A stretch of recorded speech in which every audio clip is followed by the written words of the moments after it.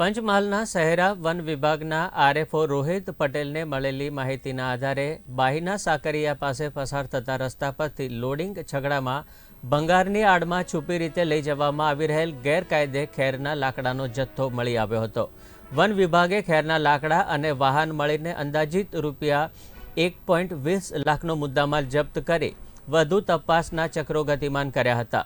શહેરા તાલુકાના ગ્રામીણ વિસ્તારમાં લાકડાની ગેરકાયદે હેરાફેરી થતી અટકે તે માટે વન વિભાગના આરએફઓ રોહિત પટેલ અને સ્ટાફ દ્વારા કડક કાર્યવાહી કરવામાં આવી રહી હતી। ત્યારે આરએફઓ રોહિત પટેલની ખાનગી રાહે બાતમી મળી હતી કે લોડિંગ છગડામાં ખેરના લાકડાની હેરાફેરી થઈ રહી છે।